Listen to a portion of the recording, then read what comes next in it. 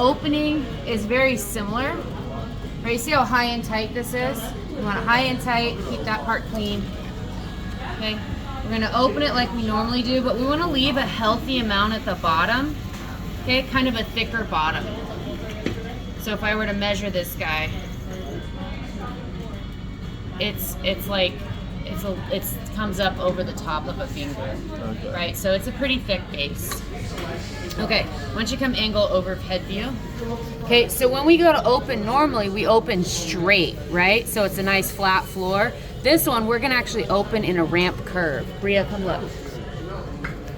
Okay. So, let me see if I can get some water out of there so you guys can see. So, I'm gonna just roll my thumb up and to the side. It's better to do when it's wet. I'm throwing kind of dry. Okay, and so it should already resemble a bowl shape in there. Okay? I have a little bit of thickness in my rim, but I want to keep that. Your rims need to stay thick for a majority of this. So I'm going to come down to the bottom, add pressure, and instead of pulling up into a cylinder, I'm going to pull up and out into a V shape, compress your rim. Okay.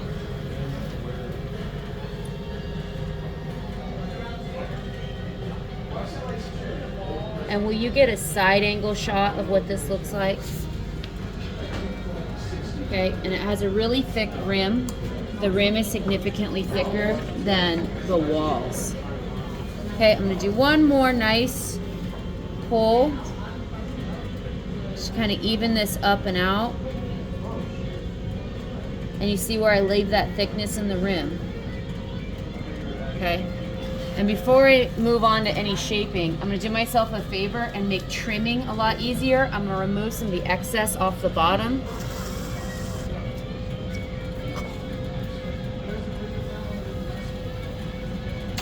So when it's time to trim, I don't have to deal with this wide, flat flange of clay. That's gonna make life harder for me. I just wanna get the rest of that off, okay?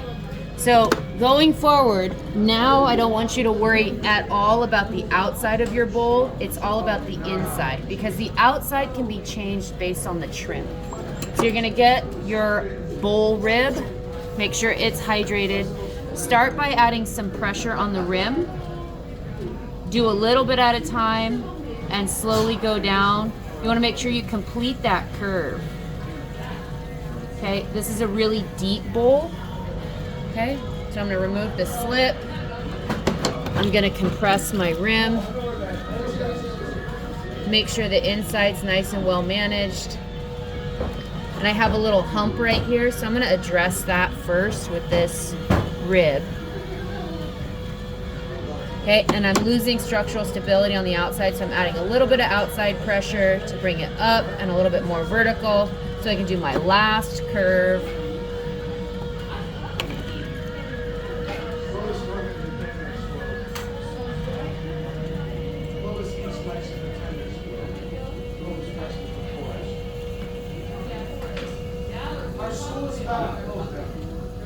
Okay, so the theory behind bowls, okay, is you should be thinking about how would it feel to have a spoon slide down across the surface. It should go nice and smooth straight towards the middle, not jumping and lumping across various issues. Okay, so check your interior curve. Make sure your rims are nice and strong and durable. This will be the last chance you get to really do anything about your rim. Okay, and then this bowl is done. It's ready to be wired and dried. If you want to go a little extra, what a lot of pro potters will do is they'll put in what's called a potter's spiral.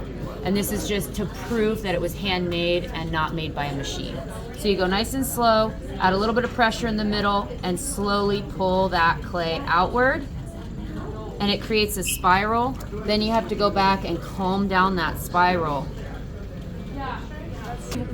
Thrown high and tight, you should be able to come up under and grab that big fat foot and set it on a dry board. In this case, I'm going to set it on this bat that's nearby, and because it's so wet, it's sticky. And so I'm going to let that set up, and then I'll flip it upside down and trim.